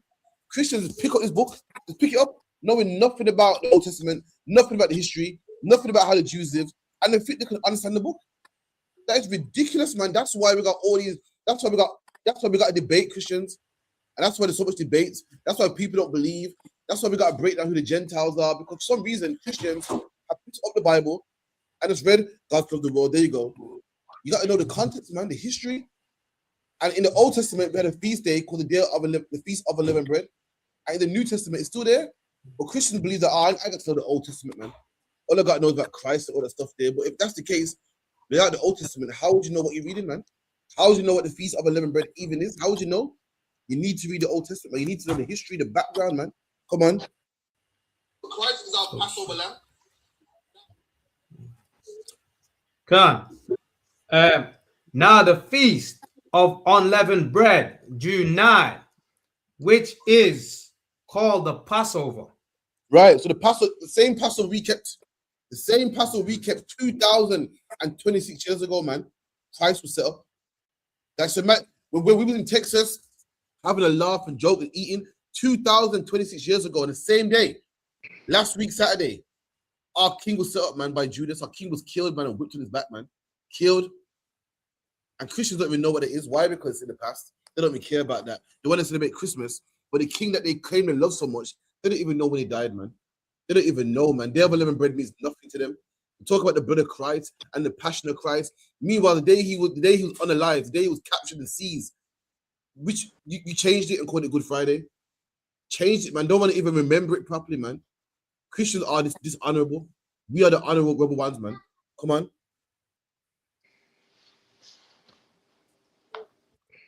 Verse 2. Come on. And the chief priests and scribes sought how they might kill him, and for they feared the people. Imagine that. The chief priests and scribes, man. Who's the chief? The word chief means like the most important, or the head man at the top. The chief, not the any man. The big man, your pastor, your bishop, your priest, your deacons. It's a feast of unleavened bread. What should these men be doing? Does anyone know what they should be doing? Keeping the feast. Slapping. Should be keeping the feast. Should be baking bread, doing prayer, burning incense. But instead, guess what these men are doing? See about talking about, yeah, man, how are we gonna kill Christ, man? You know what I mean? They see about thinking, yeah, like today, the chief priests and scribes, the Christian pastors should be out there feeding black people, man. Out there clothing black people, Now, instead, what they want to do? They want to think of ways how they can confound Catholic society, man. Thinking of, so I want to debate you next, man. We were on the streets waking up blacks, Hispanics, Native Indians, and no one cares about that. People that love people. He said, people that got so much love in their heart, man. I love so much, man. They got so loving, and the ISUPK became so wicked and so racist. But meanwhile, no one goes, you know what? You man are good for helping black people, man. Instead, you want to argue with us. You're not a racist, man. No one goes, you know what? You do more than what I'm doing. You didn't bet more than me. I've helped nobody in my life. I've helped nobody, man. At least you're not helping black people. I'll give you that at least, man. You don't get that. Why? Because when everyone's supposed to be helping us, too busy hating us, man. Christ had the exact same problem. And he came from where? The top, the head. I'm telling Christian pastors, say, you know what? Good on you, man. You're helping black people. All they can think about is that we're not helping other people. Can you believe that's up one? Cancer research only helps niggas with cancer. Only. And no one goes, you lot are racist. What about AIDS? Right. What about diabetes? People say, you know what, good man. You're doing a good job with that cancer, man. Yeah, man. You know what I mean? AIDS research only helps people with AIDS. No one goes, well, what about cancer? People that have cancer too. But guess what? The ISUPK only helps black people, man. And no one goes, well, that's right. You know, that's your charity, man. That's who you help, man. No, we must have everybody. We must have everybody. Meanwhile, the funding for cancer research goes to cancer only. No one goes, well, how come some of that funding can't go to AIDS and diabetes and leukemia? There's leukemia research, man. There's so many different. There's people that have charities for dogs, man. No one says, but what about the poor kids in Africa? There's charities for starving kids in Africa. There's charities for starving kids in China. There's charities for starving kids in India, man. There's Comic Relief. There's charities for starving kids in England, man. And no one goes, well, what about the Africans, man? You man got something for English people. What about the Africans? No. But for some reason, when we love black people, we're racist. And we must have everybody else. Excuse me, man. And that's Christ had the same problem. These men, just instead of doing what was right, they're thinking about how can we kill this man. This man was undermined, man. It's just how we're undermined. Just like how racist we are for helping black people. That's all they can think about, man. They don't think about how cancer research only helps cancer patients. They don't think about all the good we do for black people. All they can think is that we don't accept white people, man. All they can think about is that we told a white guy that we won't give him a burger at our cookout, man. All they can think about is that we told an African man that he can't come into a Passover with his white woman and we kicked him out, man. That's all they can think about, man. For that reason, Akim, they can't stand us. For that reason, Akim, they come out their house and put their hand up. Excuse me, I got a question. And they make it their life to be a perfect lapdog for white people. Like, white man, I got this. Okay, white man. It must be great to be white man. Imagine you're a white man and you don't like black people, you don't know black people, and you got people that you don't know fighting for you, man.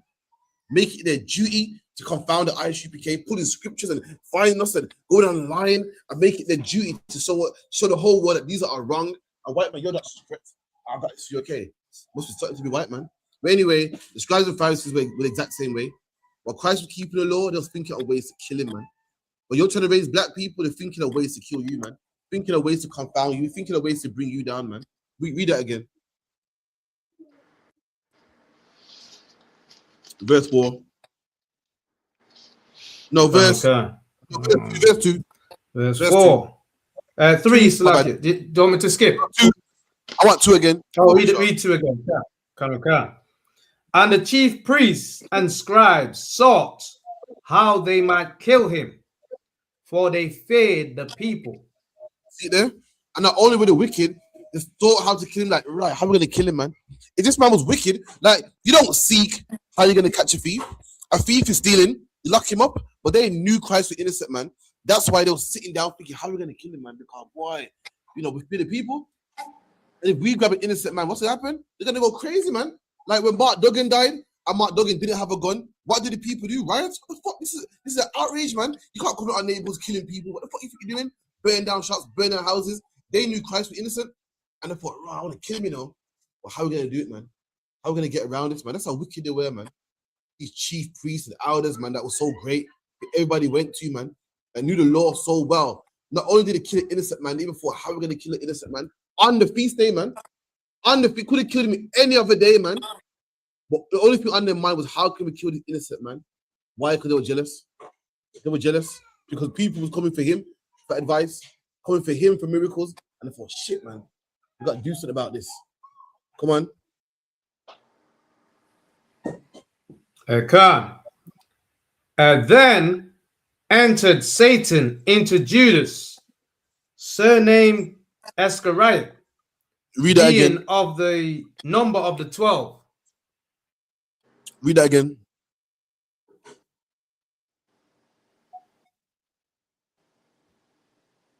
The froze.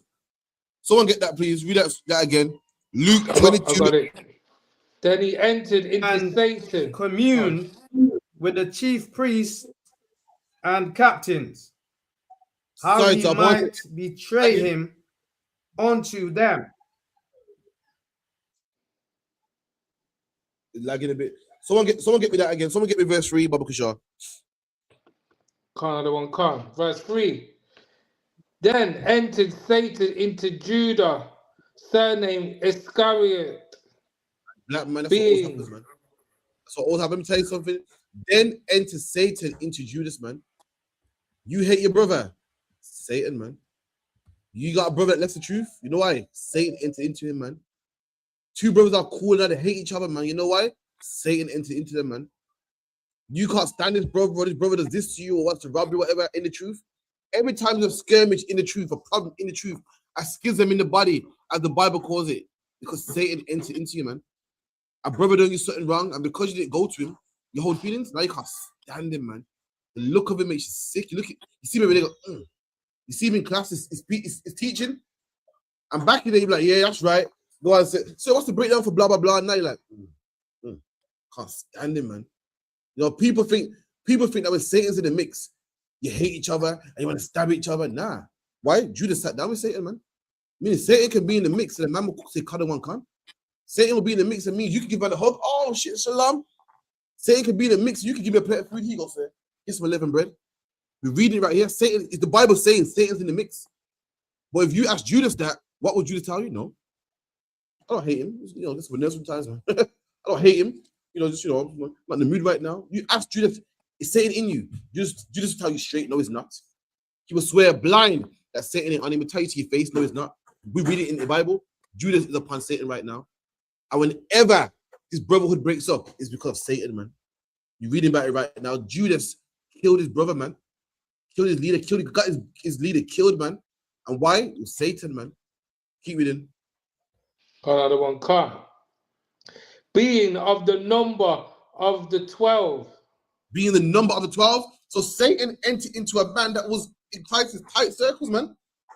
Satan entered into a man who was among the number of the 12. It wasn't one of the other brothers that they brought into the truth. It wasn't amongst the people that Paul went and got later on. It wasn't amongst the brothers of Corinthians and Rome and Colossae. It was amongst the brothers that started it, man. The initial brothers that Christ taught himself with his own mouth. You got man in Colossae and Rome who Paul taught, man, who never seen Christ in their life. Then you got the 12 that Christ taught directly, man. Taught them directly. And this man had demons on him. This man was pissed off, man. He was angry with his brother, man. Made Satan get into him, man. And if you asked him, say, no, I'm good, man. That's when the UPK, you got to make sure you check yourself, man. The UPK, we got a salute, man. We got a salute where we hug a brother, man. So if any demons on him, it will help the brother, man. Imagine this, I got demons on me, and Rabba's pissing me off, man. And Rabba see me, so I'm saying, daps me up, give you the hug, man. That will help even me. Even I'll be like, you know what, I'm tripping, man. You know what I mean? Rabba's showing love out here, man. I'm being silly, man. Make it help you with your demon, make it shake it off, man. Keep it in. Verse 4. And he went his way and communed with the chief priests and captains, how he might betray him unto them. The demon was so strong on Judas, he went to them. Them same people that was saying how we're going to kill Christ, man. Judas went to him, man. And if you ask Judas, say it on you, say no. What do you think Judas said at the time? What do you think Judas told himself? Does anyone know? I'll give you an example. A man that has sex with another man's wife, does he know that Satan's upon him? When he has sex with, when he calls her phone and she invites him over and he lies down in bed with her, he don't think Satan's on him. He knows she got a man. He don't. He'll tell you straight, nah, I ain't Satan. What would he tell himself? What would Satan tell him?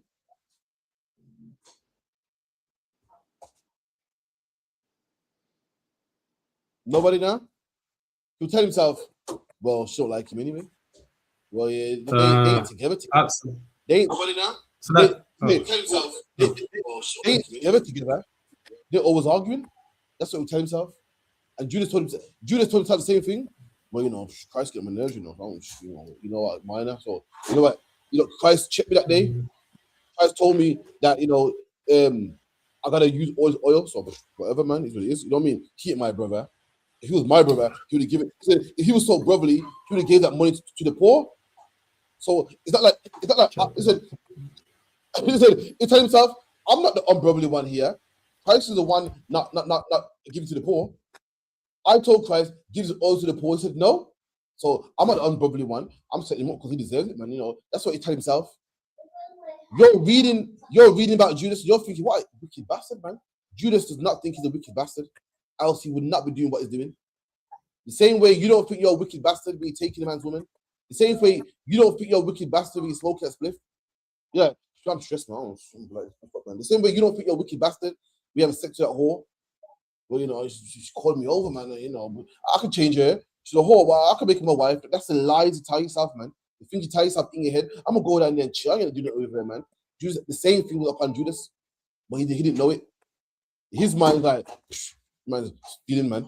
Christ, I told Christ to give it to the poor, and Christ said no, because you always have the poor with you, man. Nah, that's unbrother, that is. So he can't be the one. Nah, man, you know what? I'm starting to second guess him, man. I'm starting to second guess him now. He can't be the one because the one is brotherly and that ain't brotherly, man. We're gonna get people like that out from us. That's how Judas was thinking back then. Judas, no man says, yeah, Satan's on me, you know, yeah, man. I'm tripping. No one believes that until it's over. Guess when you know Satan's on you? When it's done. You know Satan's on you when you got the AIDS. You know Satan's on you when you got the lung cancer for smoking cigarettes. You know Satan's on you when you're in jail, man. That brother cut you off and you get out of your car and beat him up. You don't know Satan's upon you. If you did, you wouldn't do what you're doing. But you remember when you're in jail, you think, oh, what was I doing, man? It wasn't even worth it, man. That's when you remember. And when did Judas remember that Satan was on him? When it was all said and done. And that's why he killed himself, man. Satan left him and he thought, oh my God. I wasn't thinking. Somebody else was thinking. Satan left him with the guilt, man. Go on. Verse 5.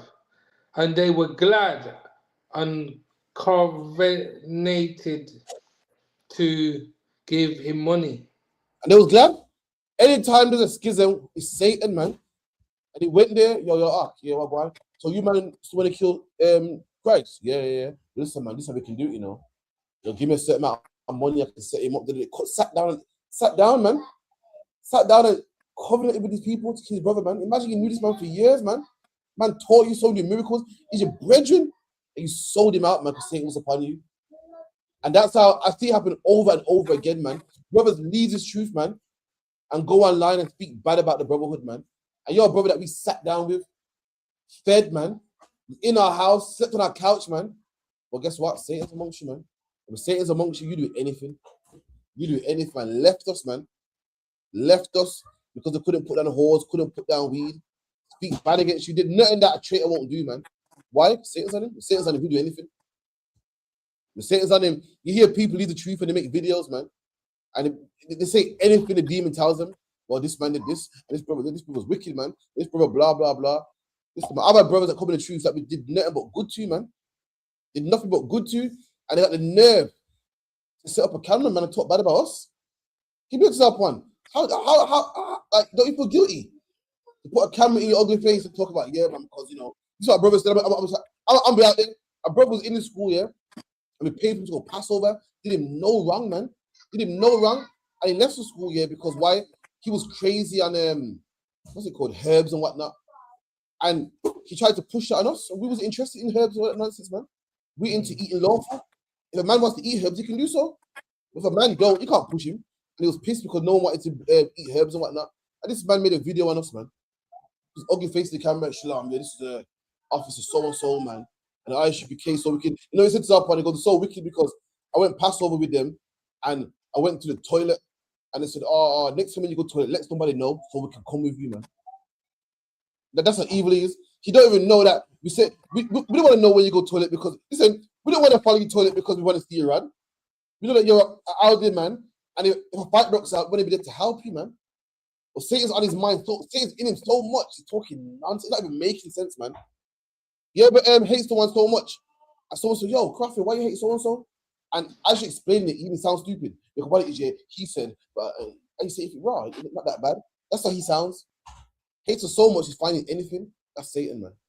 When you're talking nonsense, when you betray your brothers, it's Satan, man. Go on. Verse 6. And he promised and sought opportunity to betray him unto them in the absence of the multitude. Look at that, man. The same way how that ugly brother put my camera in his face, man, talking about, yeah, man, because, you know, we're brothers, man. If you don't agree, then leave. Or made a video about, yeah, man, I don't want to follow me to the toilet. You're a man that we broke bread with and paid for his Passover. You want the world to look at us different? That's your intention, alive. Your intention is to make the world look at us in a bad light, make the world go, whoa, them niggas are wicked, man. That's your intention. That's what we fed you. Do the same thing. Judas' intention was to sit down with brothers and portray his brothers that he rode with for so long. That was his intention. Sitting down and kill his brother that he knew so well, for strangers. Just like when you live the truth, your intention to sit down and make us look so bad. Go on. What do you call it? Spilling the tea. And I got the receipts. I got all the texts. And I got the recorded phone call with Captain Karafia. And with Araban. Your job is to make us look bad. When you're supposed to love us. Judas had the same demon on him. The exact same demon. He went to brothers, yeah, man. You know that how was right. Got the receipts, you know. Got the receipts on him, man. And this is where you can find him. And yeah, man, you know, one time in class, he broke this down wrong, you know. And yeah, he did the exact same thing to his brothers, man. You fake Israelites that leave the ISUPK and start your own camp, you are just, we're reading about you, man. We're reading about you, man. What's that? Another brother, man, had nothing to do with me, but I heard about it, man, briefly. Yeah, because the journey was all me, a counsel, and all this is cry. Oh, this is you, man. This is you, man. Instead you go to a brother here and there alone, in the quiet, you want to out all of our business, man, to the world. Just like Judas had to go out there to the scribes and Pharisees and kill his brother, man. It's about brotherly. Go on, keep it in. Con, verse 7. Then came the day of unleavened bread. How are you there?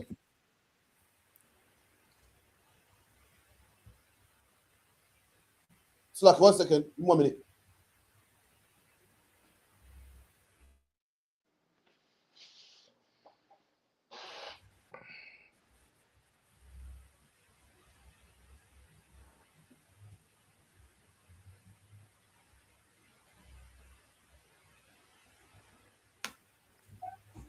So, carry on. Con, verse 7. Then came the day of unleavened bread, when the Passover must be killed. There you go. So these disciples was keeping the Passover, man. Everybody got the picture of the Last Supper, what they call, in their grandma's yard. That Last Supper was 12 brothers keeping the Passover, man. That's what it was. That wasn't any supper. It was the Passover. Christ, Jesus Christ kept the Passover, man. You see a picture of 13 white people, when really it was 13 black people.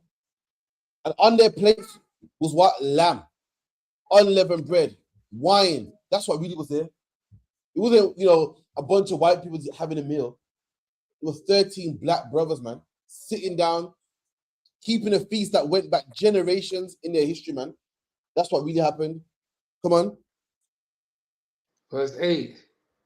And he sent Peter and John, saying, go and prepare us the Passover, that we may eat. The Passover, man. That's what they was eating. They was eating the Passover lamb, man. That's what they was eating. They wasn't eating nowhere. You know, they wasn't eating any food. This wasn't any convocation. What they was doing right now was a holy convocation, man. It was a holy convocation. It was a feast day that went back generations, man, that these men were keeping. You know why? Because these were real niggas, man. Real brothers, man. They weren't like you celebrating Easter and talking about, I can't keep it, man.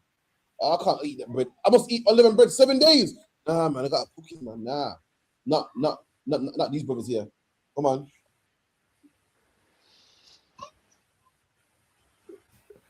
Verse 9, and they said unto him, where wilt thou that we prepare? Verse 10, and he said unto them, behold, when ye... Read verse 9 again. Another one come. Verse 9, and they said unto him, where wilt thou that we prepare? And they said, where do you want us to keep the Passover? Meaning what? Christ had a venue and everything, man. They didn't keep it anywhere. They had a venue, man. And that venue was Texas, man, at the BH Rants this year, man. That's where that venue was. That's where you should have been. Christ mentioned, where will that you prepare? Meaning, where do you want us to prepare the Passover? Give us a venue. And Christ went, found a venue, and the venue was an attic, an upper room in a brother's house, man. Keep it in. Come, verse 10. And he said unto them, behold, when ye are entered into the city, there shall a man meet you, bearing a pitcher of water. Follow him into the house where he entereth in. Come on. Verse 11. And ye shall say unto the good man of the house, the master saith unto thee, where is the guest chamber? Right, so Christ said, when you go outside, there's a man with a pitcher like a jug. Ask the man, where's your guest chamber? I mean, where's your guest room? So back then, brothers had rooms for rent. So Christ rented the room, put money on the room for this Passover. Come on. Where I shall eat the Passover with my disciples. I said, that room is where I shall keep the Passover with my disciples. Come on. Come, verse 12. And he shall show you a larger upper room, furnished, there made ready. There you go. You brothers ever heard about the upper room before?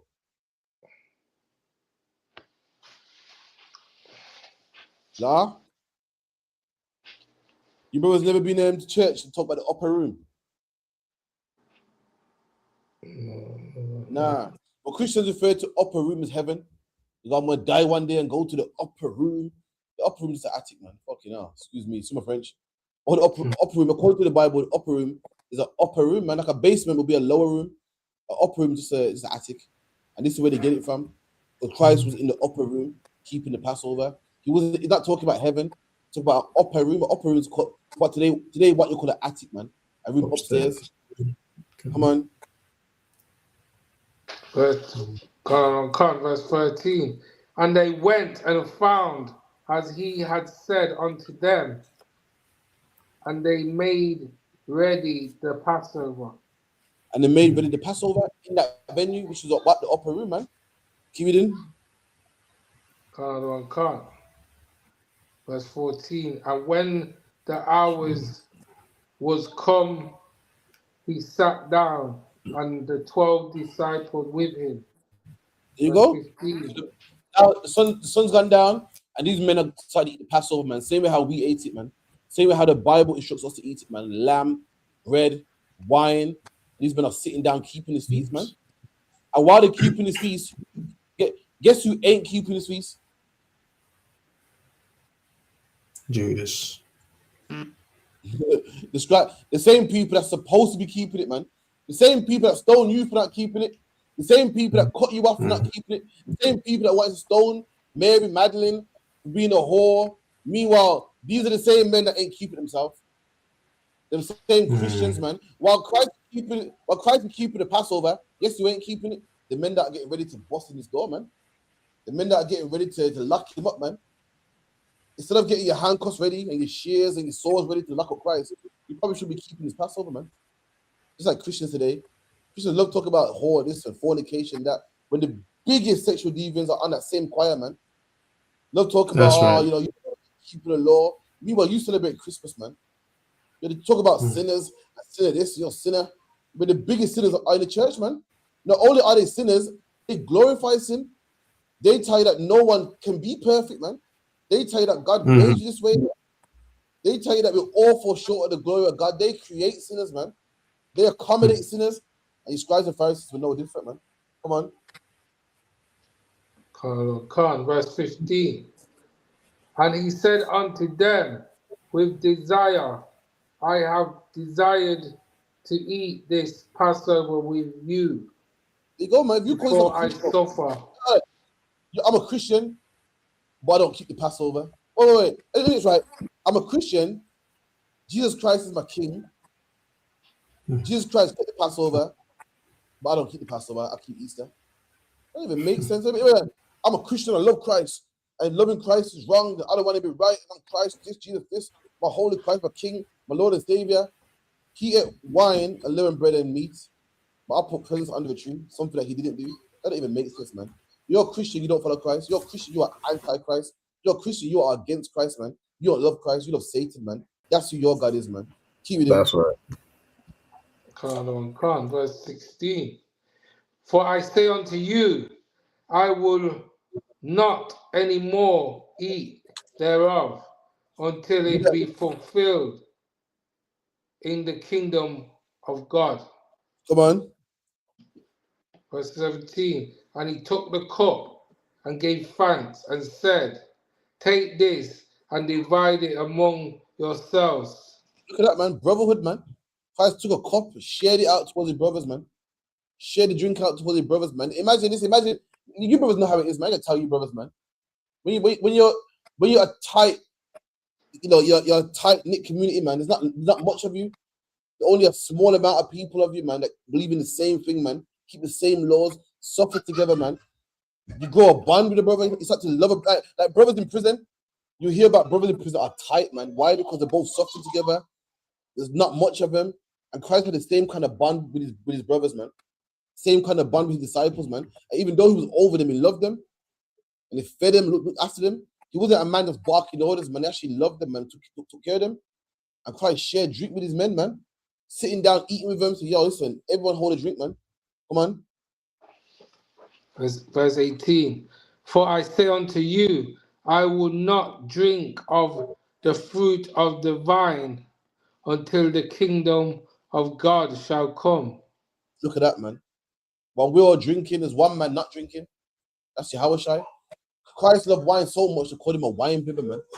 You know how much wine you got to drink for a man to mistake you for alcoholic?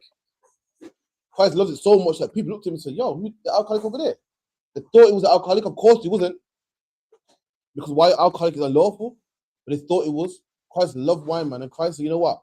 I'm not going to drink no more wine, man, until the kingdom of heaven, man. No more wine. That's how much Christ loved black people. Until the day black people are drugs. Until the day black people are not being deported by ICE. The black people are not aborting their babies. I won't drink no more wine, man, until black people are back on top, man. I'm going to drink no more wine, man, until oppression is gone.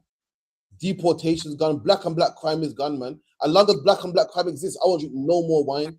That's what our king said. Come on. Come. Verse 19. And he took bread and gave thanks and brake it and gave it to them, saying, this is my body which I given for you. This do in remembrance of me. Christ had bread, broke bread, gave it to his men, man. Gave it to his men. I said, this is what I do. In remembrance of me, do this, man. That's when the ISUPK, we have a rank system. You brothers are eating or drinking, everyone gets a cup, man. The rank order, everyone gets one, man. No brothers left behind. Why? Because Christ to do it in remembrance of me. Imagine you grabbing a loaf of bread and you break a piece, boom. The Christian church make out like Christ. You ever seen them Catholics with a little piece of that wafer? And like in some gay-like manner, they'll put it on your tongue. God. Christ been doing that, man. Christ had bread. A little wafer can't fool your belly. These men was eating, man. That's a loaf of bread, breaking a piece. Boom, you hold that, man. You hold this, man. Gave it to his 12 men. That's real brotherhood, man. We make sure no one gets left out, man. Come on. Verse 20. Likewise, also the cup after supper, saying, this cup is the New Testament in my blood, which is shed for you. Come on. Verse 21. But behold, the hand of him that betrayed me is with me on the table. Yahushua knew, man. Yahushua goes to the hand of one that betrays me is right here among me, man. It's always one makes Satan get into him. Always one that wants to divide the brothers, man. And Christ knew, Christ said, listen, man. There's one that betrayed me and is right here at this table, man. Go on. Come, verse 22. And truly the Son of Man goeth as it was determined, but woe unto that man by whom he is betrayed. That's cold, that is, man. Anybody want to break it down? So the Son of Man goeth as he's determined, as he was supposed to, but boy, woe unto that man who betrayed him. Anybody want to break it down? Can I have a go, sir? Go on. Well, Christ, as he's going, as it is determined, but he's saying destruction to that man who's betrayed him, basically. You're onto it. So Christ said, I gotta die anyway. Right. It was determined that I got to die. But the man that made me die, sorry for him. So like today, we know drug dealers, we know a drug dealer will die. We know he's going to die. The Lord got it planned that if his brother keeps living his life, going to die. But if you kill him, now you're gonna get punished now as well. I mean, this man's gonna die anyway. You don't go and kill him. Like, for instance, if a man has sex with your woman, that man's wicked, he's gonna die. Going to that, the Lord said what happens to people that do such a thing. But you don't go kill him. Because now God got to punish you too. Now you got to end up in jail. Now you got to do 30 years. Now you got to be in prison eating porridge, man. This man is gonna get his anyway. That's what you got to do to that. People will get theirs, leave him, man. Or you don't be the one. Else, what will happen to you? Christ, I'm gonna go anyway. It's prophesied to determine that I got to go anyway. Judas has set himself up, man. If Judas didn't do what he did, I would have went some other way. I would have been gone some other way, but Judas, he made it his problem now. Woe to that, man. Come on. There's something determined. Let it happen, man. Someone bothers you or robs from you or does something wrong to you, leave it. It's determined. It's going to happen that they're going to get punished, man. You don't be the one to go and do it, man. Come on. Come. Verse 23. And they began to inquire among themselves which of them it was that should do this thing. Verse 24. Imagine you all sit at that table. You get me? A man goes, yeah, man, you know what? One of you is a traitor, man. Straight away, you're going to be like, straight away, you're like, who's this? So there's that big thing between them. Who's that? Me. But there's something I said. Is he talking literal? Or is he throwing an insult? You know, because sometimes, you know, betrayal could mean like, you know, is he throwing insults or is he being literal? He's not feel like, oh, shit, what's he said about? So all them like talk amongst each other. He's talking about the day when I said blah, blah, blah, blah. You're trying to inquire? Come on. And there was also a strife among them, which of them should be accounted the greatest. And even started arguing. It's like the argument, man. Not, it's like they got so. No, it's not me. No, it's not me. They said it's like you're arguing, man. No, last time met day when blah blah blah. Is it you? Because you know, it's like looking at each other funny and even it's like arguing. That's how heated it got. Come on. Verse 25. And he said unto them, the kings of the Gentiles exercise lordship over them, and they that exercise authority upon them are called benefactors. All right, no problem. Skip down. Give me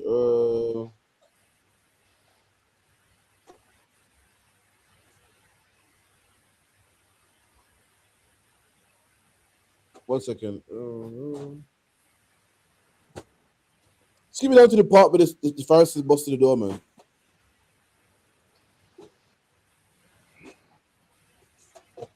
What is that? Sorry. It's about probably give me verse 47. 47. Yeah. Book of Luke, chapter 22, verse 47. And while he yet spake, behold, a multitude, and he that was called Judas, one of the 12, went before them and drew near unto Jesus to kiss him. Imagine, yeah, you see the multitude of people, mob of people, and there's one man in front, they're leading the crowd. He said a multitude and Judas in front of him, right in front of all of them, you know. You get me? So Judas sees Yahushua. Remember the multitude of people, and there's 12 men. So Judas points out which one it is, but it does it in a subtle way. He gives Christ a hug. Oh, stop, oh, you're good, man. Set him up, man. Walking in front of him, so yeah, I got him, man. And in fact, he didn't have the courage to say, yeah, it was him. He thought he'd do it on a slide. Oh, shit, long time. How's it going, man? Gave Christ a hug, man. Keep it in. Verse 48, and Jesus said unto him, Judas, betrayest thou the Son of Man with a kiss? There you go, Christ knew. Oh, Judas betrayed me with a kiss, yeah. A kiss in the Bible is a touch. Like when you kiss the curb or something like that. There's a term they use where you can kiss the curb, or if you kiss someone's bumper or kiss someone's car, it's a touch. So, oh, Judas, he knew. Christ said, oh, okay, Judas betrayed me with a kiss, yeah. Judas thought he'd been smart. He thought no one didn't know. Christ knew, man. Christ knew, man. And guess what? You ain't got to read a man's mind. You ain't got to have telepathic thoughts to know this, man. All you got to do is know that you labor amongst. Just know them. Just like, you know your children. You know, this one, the teeth, man. This one, watch out for this one. This one lies too much. You come in the house, see him jump. You go, oh, yeah. Feeling it is no. Christians make it like Christ was reading minds. And Christ could. But a lot of times, just know a brother, man. You know, the brother don't ever hug you, but today he wants to hug you, man. A minute ago, at the table, is all, yeah, also he wants to hug you. Christ knew. Go, okay, Judas, yeah, I see what you're doing. Trying to betray man with a hug, yeah, okay, I see what you're doing, man. Come on. Verse 49. Verse 49. When they which were about him saw what would follow, they said unto him, Lord, shall we smite with the sword? And the men that were with Christ saw what. Don't break that for me. Someone break down verse 50. So verse 49. What happened here? Read verse 49. Go on, Alban. Yeah, so they, Christ was saying that, one of y'all is going to betray me, and then Judas went and saluted him, and then Christ said, "Okay, you're gonna salute me with a touch, with a kiss." And those, the disciples, when they saw that this was about to go down, they were going to try and unalive Christ. They saying, "What we doing? You gonna unalive everybody? What we doing? I got the sword in me right now." That's right. The men that are baptized are about it and was down. People all talk about they ran off, and they didn't run off, but they weren't cowards. In the beginning, it was on it, but it got too much, and they thought, let's bounce. Imagine this: the soul man set up Christ, and they see the multitude of people. So, sir, listen, should like, am I go out slapping? No, listen, if you want, they're asking, sir, should we draw swords? Like, if you want to, swing the sword, until we die, It can go down if you want, All you got to say for Guy Bauer, and we will do it, man. Just let me know. Give me the order, man. The disciples were on it, man. They're down to die. People read afterwards when they fled, and they did flee. When they got too much, they thought, oh shit. But initially, they was down, man. Even though they was outnumbered, they were down to fight, man. They were on it, man. Read that again.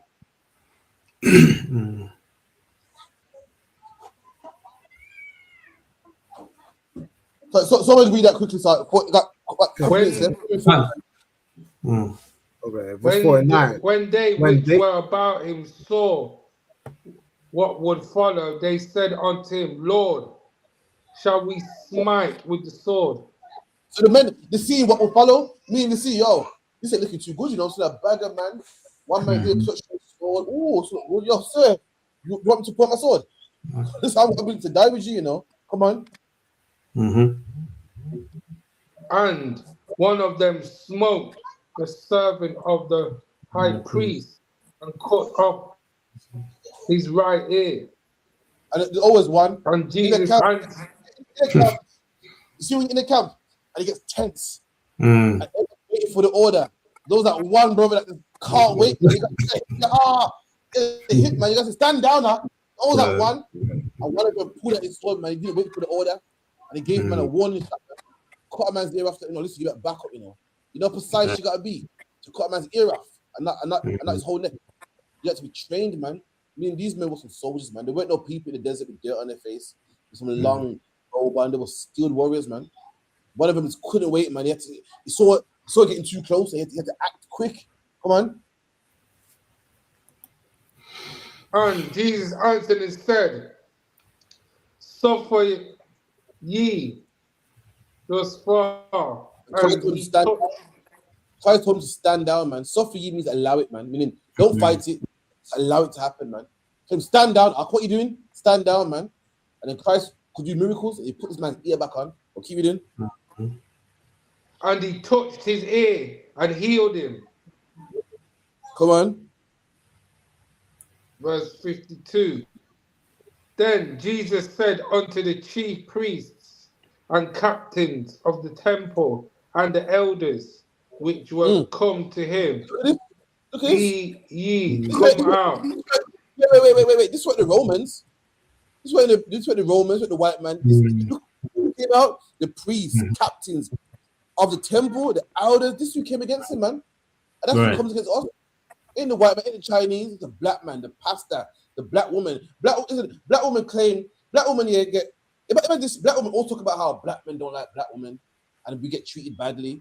But then we're men that love black women, and you hate us anyway. So what does it matter, man?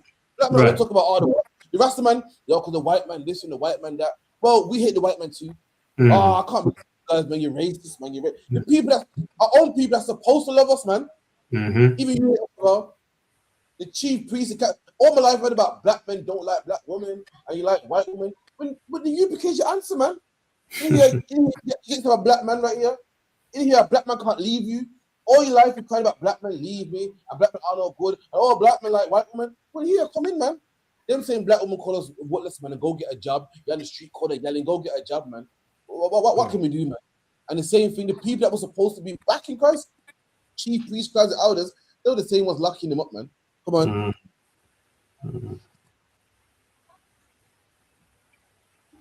Be ye come out and against a chief with swords and staves. Christ said, yo, what's all this about, man? Come out here, 100 man deep, knives, staves, handcuffs. So I don't Right. Come on, lock man up, man. Let's shoot. Listen, in the UPK, we can defend ourselves, man. We will defend ourselves. We'll put you on the ground if you harm one of us, man. But we come out here with Bibles, man. We're going to teach black people about drugs. Why? Because someone explain to me why you want to throw bottles at us. Because someone explain to me why you calling the police. Why? I never understood that. You calling the police at brothers with Bibles. You calling the police at brothers that ain't harming nobody. You're not flying no plane. You're on the corner, man. We got a barricade around us. We want you to stay away. We're trying to protect ourselves. You got a barricade. Right. So you can't climb over. Explain to me why you calling the police for. I gotta understand, man. Our king had the same problem. Like I don't understand what the commotion for. What's the knives and the swords for, man? I'm not a thief. Someone got to explain to me, why is police coming to us? Yeah, we got a noise complaint, man. People saying they sound pretty threatened. Why the threat? I don't understand. I got barricades that you can't even come close. I got men around so you can't even come close to me. Why are you intimidated? I don't know. Come on. And if I could, sir, real quick. When I was I know we're close on the time. He's saying like you don't even come against a thief like this, like with swords and staves and all these man. You don't even come against a thief this way, but you treat him like I'm some hardened criminal on the run. Like why? He's saying like, why are you coming at me like this when I ain't, he ain't harm nobody. Christ did miracles, healing people, doing the work that the priest should have been doing. But good night. It's true. The man who is a thief, you don't come at him like this. Yeah, right. When there's a mob of people come towards a thief like that, man, one little officer lock him up. But me, be the worst thing in the world, man. Do you know all the molestation, man, and single parent homes and all the things in the black community, man? For some reason, the ISUPK is what's wrong with the world, man. Right. people make it their duty to confound you. They confound them, man. One person left and said, I was part of a group that had nothing to do with Christ. And, you know, vocab Malone makes his duty, man, to come against us. Look at that. All the manifestation in the world, man. With England becoming a Muslim country and the racist grooming gangs, what's wrong with the world? Us. With everything that was wrong with Jerusalem, Christ was what was wrong with the world. A man doing miracles, he was what was wrong. What's wrong with all the we say you can't molest children. We say that the white man's a devil, man. That's right. A Rasta man, you get a Rasta man that talks about Babylon and the white man. That same Rasta man say you're wrong, you're racist. Right. I'm telling you straight. A man in jail locked up on false allegations, man. You telling me yeah, man, the white man's a devil, man. So whoa, I'm in jail, and the white man locked me up falsely, but we're going a bit too far there. We're going too far. A black whole life, black men being used me and all like white women. Yeah, man, we have sex with a white woman. They're the devil, man. Whoa, we're going too far there. They would tell you that. A black man whose dad was killed by the police, man. Right. Watched it happen. Got let off. Got left. Emmett Till's mom. I bet you Emmett Till's mom watched Emmett Till get blasted and beaten to his unrecognizable. And she and if you went to her and say, yeah, man, the white was devil, so whoa, you're going too far there, man. Right. You know what I mean? I know some racist white individuals, but you can't say they're all bad. That's what we're up against, man. So like, clap it up.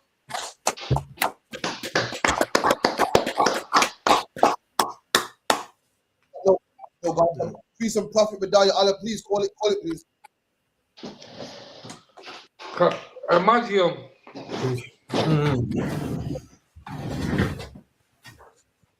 Imagine Shabbat.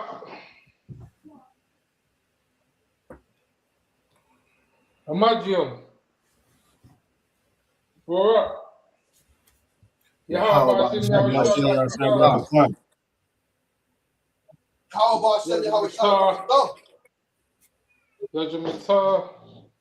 Sir, to the sisters of Curtis salute.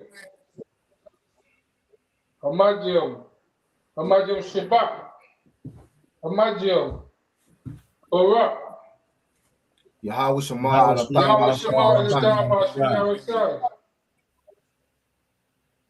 Yo, Jamaica, class dismissed.